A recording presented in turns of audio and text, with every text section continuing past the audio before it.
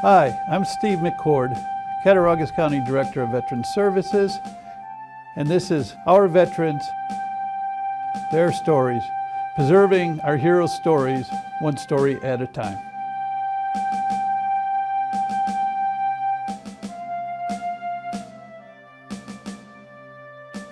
Back in them days, 2 weeks after you graduated, you had to sign up for the draft.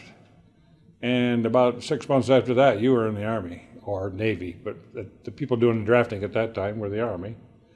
And I got my notice. I had to report to Salamanca Post Office with a bunch of guys, a lot of them were from Olean, and went to have our physicals to enlist.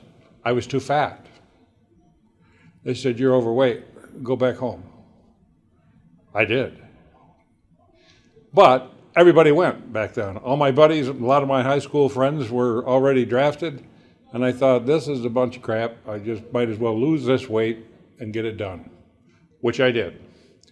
So I went and lost the weight and got called back in for another physical, at which point they accepted me and I became a soldier.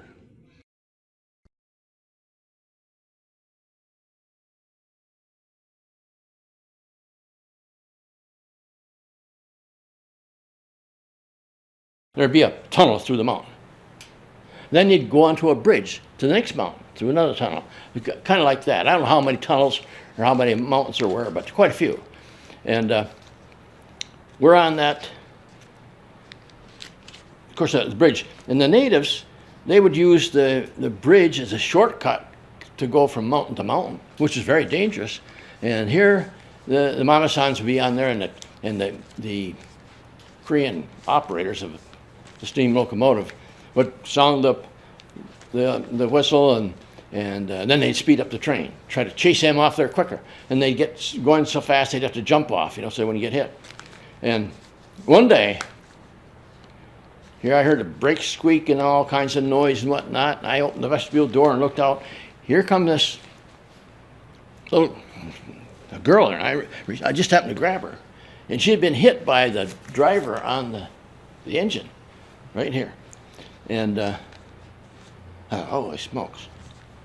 So I had her in my arms, and got the doctor of the train came there, and I said, he looked at her and he says, "I'm sorry, but she's gone."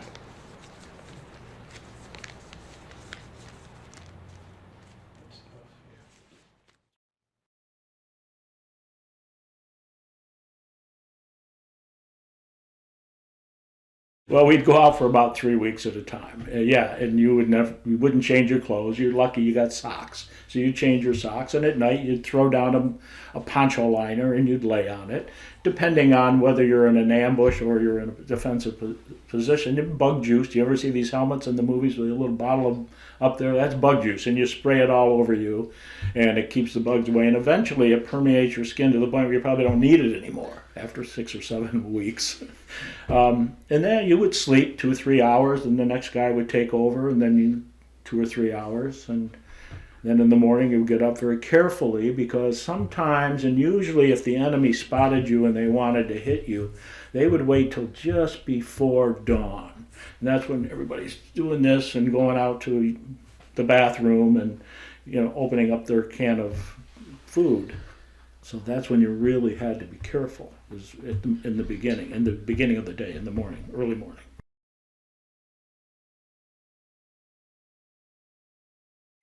What we did there at Fort Benning in the Harmony, our particular division, we ran a lot of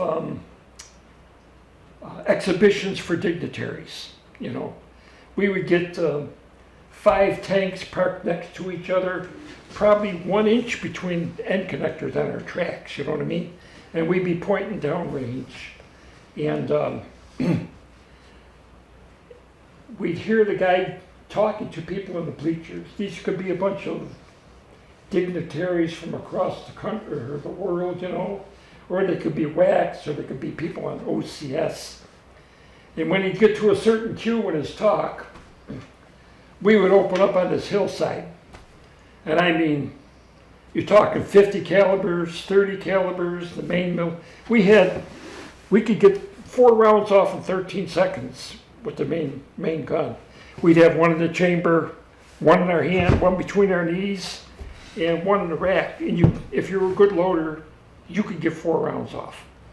And what a display of firepower. Not to mention we had a flamethrower shooting 2, and the helicopters coming in, So that hill was basically destroyed by the time we got done with it. And it all lasted 13 seconds. Then the smoke would clear, and heck, sometimes you'd go up to the bleachers and there'd be wet spots here and there.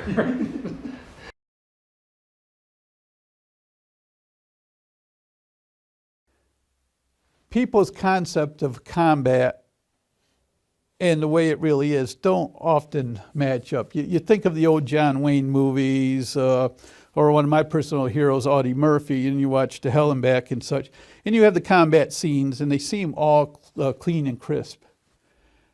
It's confusion.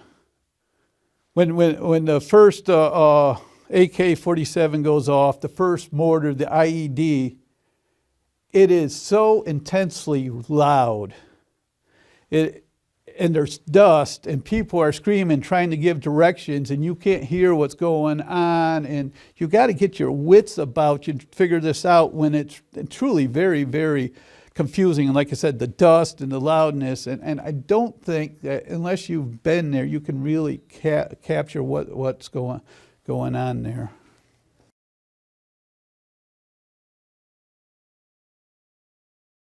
My uncle Jack and my 2 cousins and I went deer hunting over in Chilbuck near Salamanca, and I had a buck stop, look right at me. He wasn't that far away.